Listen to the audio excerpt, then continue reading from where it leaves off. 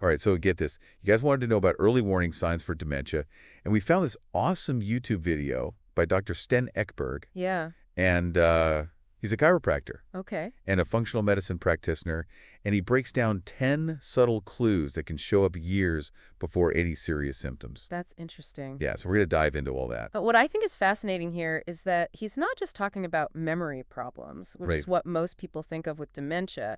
He's talking about, like, the decline, the gradual decline in how our bodies function, which he believes can offer, like, early hints about brain health. Oh, okay. So it's not like one day you wake up and you can't remember your name or whatever. Right. It's more like a slow burn. Exactly. Like, imagine a dimmer switch. Okay. Slowly turning down the lights. Okay. You might not even notice it at first, but eventually things get noticeably darker. Right. That's how he describes this functional decline. Gotcha. Okay. So what are some of these dimmer switch moments we should be looking out for?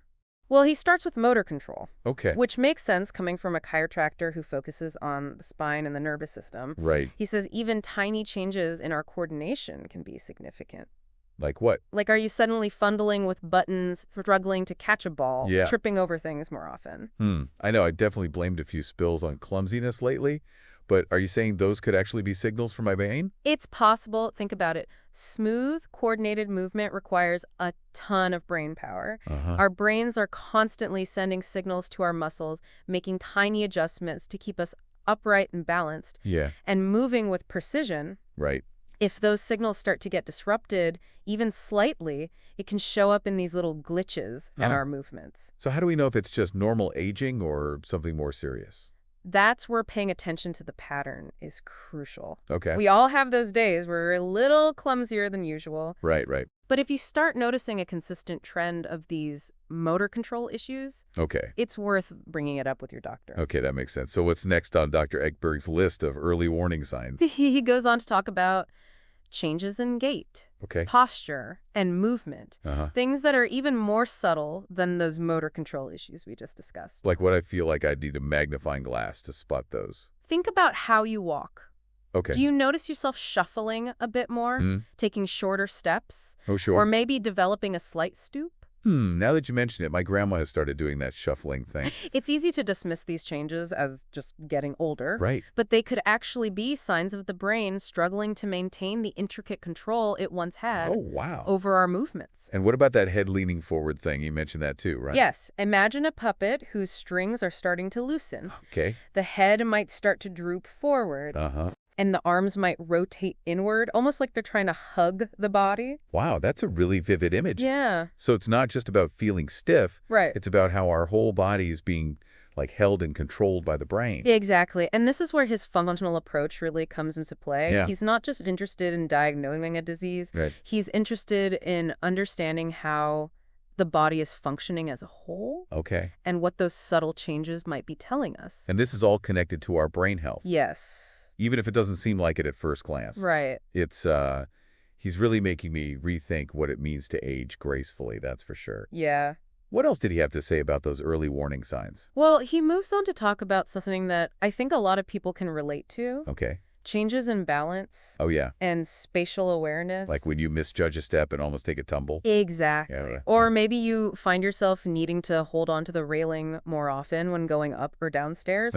These subtle shifts in balance can be early indicators that the brain's ability to process information from our surroundings is slowing down. So it's not just about like physical strength or coordination. Right. It's about how our brain interprets the world around us. Yes. And keeps us steady. Yes. I'm starting to realize just how complex this all is. It really is. And here's another interesting point that he makes. Okay. He says that difficulty multitasking while moving can also be a sign of this decline.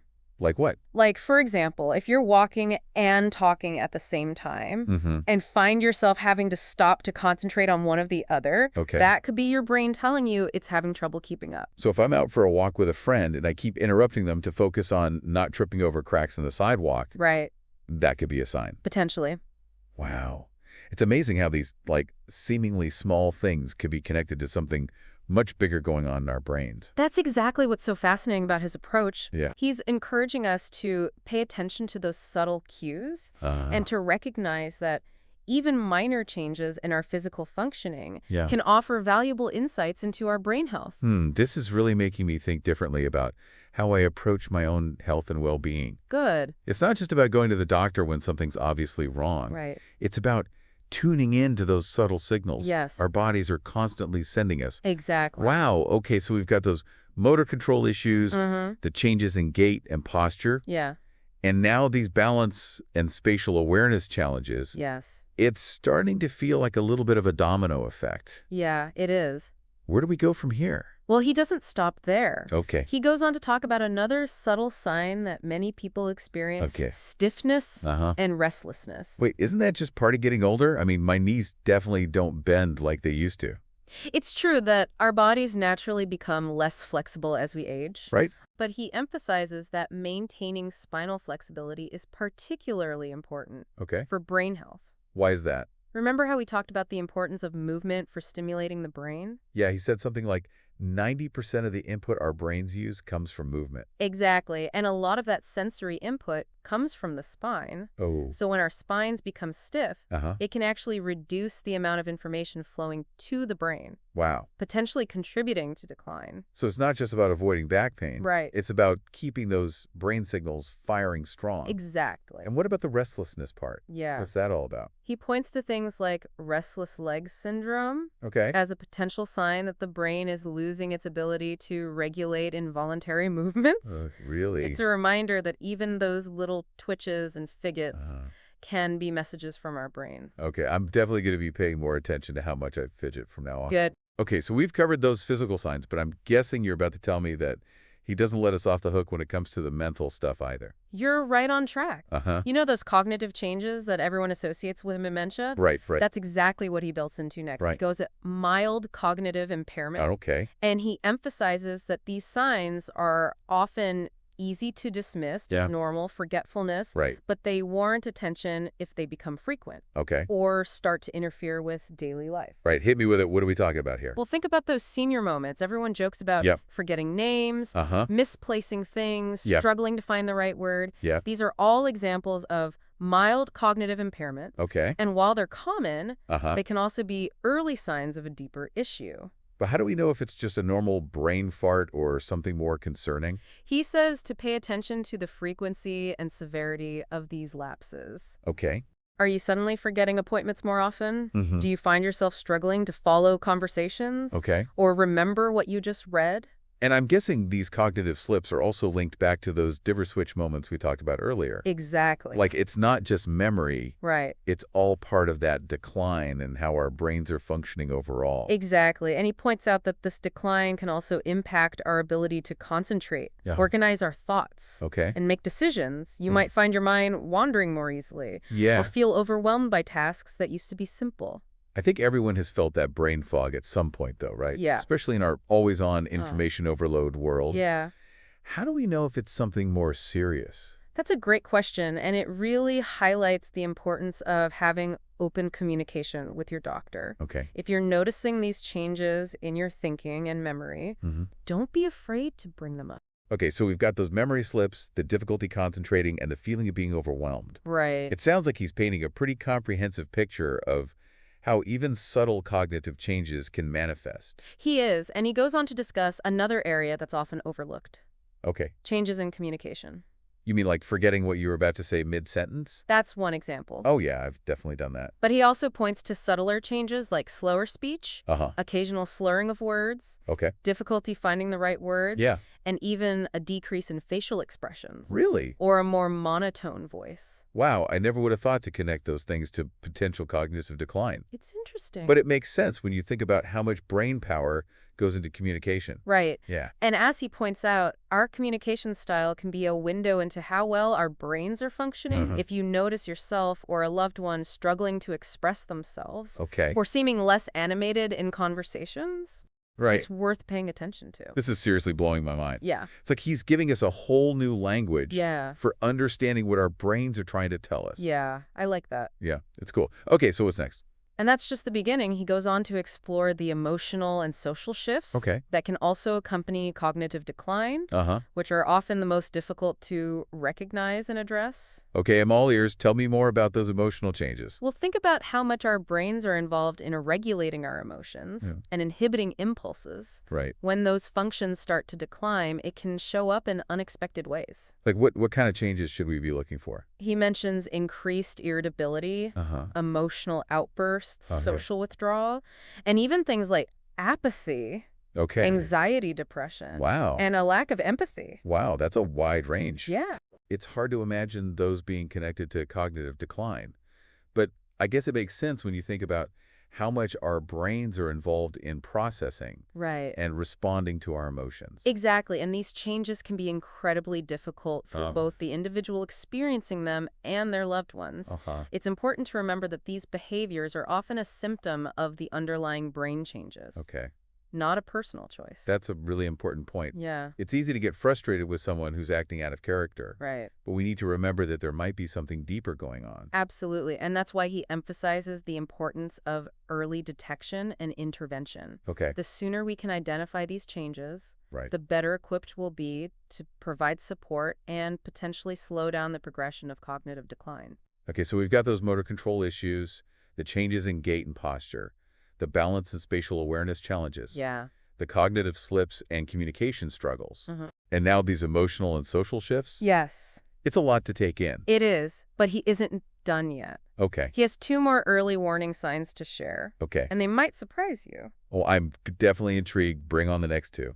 Okay, so the next early warning sign he discusses is fatigue and sleep issues. He emphasizes that persistent tiredness, even after a good night's sleep, can be a sign that something's not quite right. But isn't everyone tired these days? I mean, life is exhausting. Yeah. How do we know if it's just normal fatigue or something more? That's where paying attention to the context is key. We all have days where we're more tired than usual. But if you consistently find yourself feeling drained, needing to nap more often, or struggling to fall asleep or stay asleep at night, even when you're following a good sleep routine, it's worth exploring further. So how does it connect back to brain health? I get that our brains need sleep to function properly. Yes. But I'm not sure I understand the link between, like, fatigue and cognitive decline. Well, remember how we talked about the brain being like the body's control center? It's responsible for regulating all sorts of functions, including our sleep-wake cycles. So when those regulatory processes start to get disrupted, it can throw off our sleep patterns and lead to persistent fatigue. So it's like our brains are working overtime even when we're trying to rest. Exactly. And that chronic fatigue can actually make it harder for our brains to function optimally, creating a vicious cycle. This is making me think about those times when I'm really sleep deprived. I definitely feel like my brain is running on fumes. You know, I'm more forgetful, more irritable, and it's harder to concentrate. It's like all those other warning signs we talked about get amplified when I'm tired. That's a great observation, and it highlights just how interconnected all these systems are when one part of the body is out of balance. It can have ripple effects throughout the entire system, including the brain. So we've got fatigue and sleep issues as a potential red flag. Yes. What's the final warning sign on his list? He wraps up his discussion with sensory changes, focusing specifically on how our senses of smell and hearing can be impacted by cognitive decline. Wait, really? I thought those senses were more about our noses and ears, not our brains. That's what's so fascinating about this. Our senses might seem separate from our brains, but they're actually intimately connected. Think about it. We don't see with our eyes, we see with our brains, which interpret the signals sent from our eyes. The same goes for our sense of smell and hearing. Our brains process the information sent from our noses and ears, transforming those sensory signals into meaningful experiences. So what kind of sensory changes should we be watching out for? One example he gives is a reduced sense of smell, which is medically known as hyposmia. Interesting. I know my grandpa has been complaining that food doesn't taste as good as it used to. Could that be related? It's definitely possible. Our sense of taste is closely linked to our sense of smell. So if someone's sense of smell is declining, it can definitely impact their ability to enjoy flavors. That's something I'll have to pay attention to. Good. What about hearing? How can that be affected? He talks about how cognitive decline can make it harder to interpret sounds, especially in noisy environments. Okay. It's not necessarily about hearing loss itself, Right. but rather the brain's ability to process and make sense of auditory information. So you might be able to hear perfectly well, but your brain has a harder time like filtering out background noise or understanding what people are saying. Exactly. Yeah. And that can make it difficult to follow conversations, especially in crowded or noisy settings. Okay. You might find yourself asking people to repeat themselves more often, Right. or feeling like you're missing parts of the conversation. Okay, so we've got those motor control issues, the changes in gait and posture, the balance and spatial awareness challenges, the cognitive slips, the communication struggles, the emotional and social shifts, the fatigue and sleep problems, and now these sensory changes. It's quite a list. That's a lot to keep track of. Is there anything else? Actually, there is. Oh, okay. He ends his discussion with perhaps the most complex and far-reaching of the early warning signs, impaired executive function. Impaired executive function. What does that even mean? Think of executive function as your brain's CEO. Okay. It's the set of cognitive skills that allows us to plan, organize, make decisions, control our impulses, and solve problems. Okay. These skills are essential for pretty much everything we do in life. So if our executive function is impaired, it's like our brain's CEO is having a bad day every day. That's a great way to put it. Okay. And it can manifest in a lot of different ways. He mentions things like making poor choices, especially when it comes to safety or finances, acting impulsively, struggling to make decisions, and feeling overwhelmed by tasks. It sounds like impaired executive function could really throw a wrench in your daily life. It absolutely can. Yeah? It can affect your relationships, your work, finances, and your overall well-being. So what are some specific examples of how this might show up? Well, he mentions that difficulty managing finances can be a big red flag. Okay. For example, you might suddenly start struggling to pay bills on time, keep track of your spending, Right. or make sound financial decisions. Okay, so if I'm suddenly maxing out my credit cards and forgetting to pay my rent, that could be a sign that something's not right with my executive function. It's certainly something to pay attention to. Yeah. Especially if it's a significant change from your typical behavior. Right. Yeah. What other examples did he give? He also talked about how impaired executive function can lead to a decrease in spontaneity. You might find yourself less likely to try new things or engage in activities you used to enjoy. It's like your brain is getting stuck in a rut and struggling to break free. So if I'm suddenly canceling plans and avoiding social events, that could be another sign? It's possible. It's important to remember that everyone experiences these things from time to time. Right. But if you notice a consistent pattern of these behaviors, especially in conjunction with some of the other warning signs we've discussed, it's worth talking to your doctor. Okay, so we've covered all 10 of his early warning signs of dementia. Right. It's a pretty comprehensive list, and honestly, it's a little bit overwhelming. It is. It feels like there are so many subtle things to be on the lookout for. It's true that this information can feel daunting at first. Right. But I think it's important to remember that his intention isn't to make us paranoid. Right. He's empowering us with knowledge and encouraging us to tune into our bodies and minds so we can take proactive steps to support our brain health. That's a great point. It's not about living in fear of dementia. It's about being informed and taking action to live our best lives both now and in the years to come. I agree. So speaking of action, what are some things we can actually do to support our brain health? Yeah. Does he offer any advice? He does, and his advice is actually quite simple and straightforward. Okay. He repeatedly emphasizes that movement is key for brain health. Yeah, he really hammered that home. He did. But what does that actually look like in practice? Yeah. What kind of movement is he talking about? Well, he's a chiropractor, so naturally he emphasizes the importance of spinal flexibility. Right. But he's not just talking about going to the chiropractor or doing specific exercises. Okay. He's talking about incorporating movement into your everyday life. Like what? Walking, dancing, gardening, playing with your kids, even just fidgeting. So it's not just about going to the gym a few times a week. Right. It's about finding ways to move our bodies throughout the day. Exactly. And remember, it's never too late to start incorporating more movement into your routine. Okay. Even if you've already noticed some of those early warning signs we discussed, getting your body moving can still make a big difference. Okay, so movement is key. What else does he recommend? He also talks a lot about the importance of eating a healthy diet. Right, which makes sense. Our brains need the right nutrients to function properly. Yes. But he doesn't really get into specifics about what to eat in this video, does he? No, he focuses more on the general principle that we should be mindful of what we put into our bodies. Okay. He mentions avoiding processed foods and reducing inflammation, which aligns with his functional medicine approach. It's like he's feeling that what we eat isn't just fuel for our bodies. Right. It's fuel for our brains, too. Exactly. And he gets quite passionate about how parents feed their kids, Yeah. emphasizing the importance of establishing healthy eating habits early on. It's true that so many of our food choices are shaped by what we learned growing up. Yes. If we're constantly bombarded with sugary drinks and processed snacks as kids, it's no wonder so many adults struggle with healthy eating. It's all connected. Yeah. And that's what's so powerful about his perspective. Yeah. He's encouraging us to take a holistic view of our health, Right. recognizing that everything is interconnected, our physical bodies, our mental well-being, and even our emotional states. Okay, so we've got movement and nutrition as key pillars of brain health. Yes.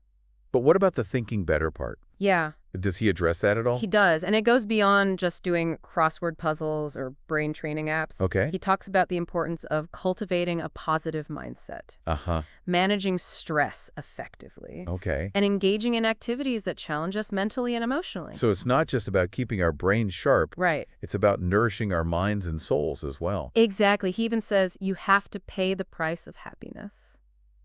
Wait, what does that even mean?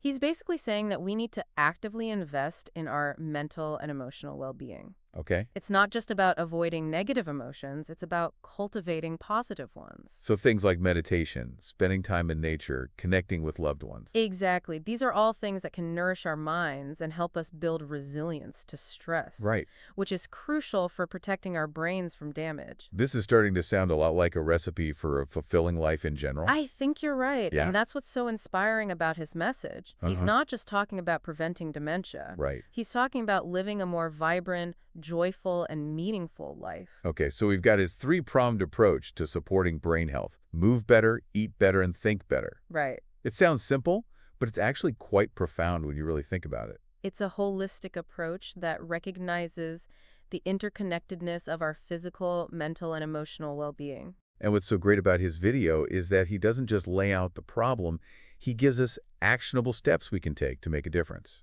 That's the power of functional medicine. It's about empowering individuals to take control of their health and make informed choices that support their overall well-being. I don't know about you, but I'm feeling pretty inspired. Me too. I'm definitely going to be paying more attention to those early warning signs and incorporating more of his suggestions into my own life. I'm with you there. This deep dive has been a real eye-opener. And for our listener, if you're interested in learning more, we highly recommend checking out his full YouTube video. Yeah. We'll include a link in the show notes. Great idea. Before we move on, I want to highlight one more point that he made that really struck me. Oh, I'm curious. What was it? He talked about how every little detail in how our bodies function is the result of what's going on in our brains. Yes, he used the example of how our arm swing might be different on one side compared to the other.